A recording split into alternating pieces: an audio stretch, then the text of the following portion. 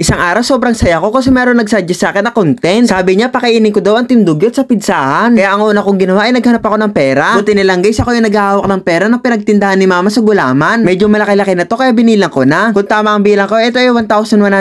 Hindi ko alam kung kasya na ba to para sa mga mamahaling pizza. Kaya lumabas na ako ng bahay at nakita ko ang Team Dugyot. Tuwan-tuwa sila kasi malilibre ko na naman sila. At syempre si Blooming nga pala yung sasakyan namin. Noong pagkawi nga pala namin, nandito na agad si Boy Matthew Nurin. At syempre hindi mawawala si Aling Regina. Ngayon na lang pala ulit na kompleto ang Team Dugyot. Na-miss nyo na ba kami? May idea na nga pala ako kung saan kami kakain ng pizza. Dahil konti lang yung dala kong pera, dito na lang kami sa malapit. At guys, alam nyo ba, first time lang namin kumain sa pizzahan. Sa buong buhay namin, hindi pa kami nakakapasok sa Yellow Cab, Greenwich, at Shakey's. Kaya dito na lang kami sa may pizza house. Kasi alam ko yung mga pizza dito, abot kaya. Dahil marami yung bibiling kong pizza, pinagdikit na namin yung table. Dumiretso na nga pala ako ng counter para bumili ng pizza. Pero guys, pagpunta ko sa counter, nalula ako kasi hindi ko alam kung anong bibiling ko. Kasi ang alam ko lang naman sa pizza, yung tigsi 69. At ayan guys, naka-order na nga pala ako. 2 pizza lang yung in-order ko. At ang swerte ko kasi meron pa akong sukling dos. Kaya nga pala 2 lang yung in-order kong pizza kasi malaki na daw yun. Tapos yung Team Dugyot nga pala, pinapalakpakan ako kasi nang libre ako. Kaya ako hindi ko maiwasang mahiya. Kasi normal lang naman sa akin yung mang libre. Sa sobrang excited nga pala namin, naglalawin na kami. Tapos maya-maya nga pala, biglang bumango. Nandito na pala yung in-order namin pizza. For the first time of my life, ngayon lang makakain ng mamahaling pizza. At ayan, tinitigan na nga pala nila para matanda nila kung ano itsura. Tapos yung ketchup nga pala nila dito, mamahaling kasi Del Monte. Tapos guys, alam nyo ba kung anong pizza to? Wala kasi ako in-order na ganito pero binigyan kami. At ayan, sa sobrang excited ni Boy Boy, hindi niya na mapigilan yung sarili niya. At ayun nga pala yung nangyari sa unang first bite niya, napaso siya. Sorry guys, dahil first time namin, hindi namin alam na mainit pala to. Yung mga nakakain namin pizza, mga lamig na kasi. Pero si Ichambugan parang sanay. Siguro mayam si Ichambugan sa past life. Tapos guys, nung kukuha na nga pala ako, parang commercial. Kasi yung cheese niya kumakapit. Dati sa TV ko lang to napaparod, pero ngayon kumakain na ako. Parang cheesy overload yung in-order namin sa sobrang daming cheese. Yung sa tigsi 69 na pizza, walang ganito. Para sa akin, yung ginastos ko dito, worth it. Once in a lifetime ko lang to may experience, kaya sinusulit ko na. Yung feeling ko nga pala dyan, parang nasa commercial ako.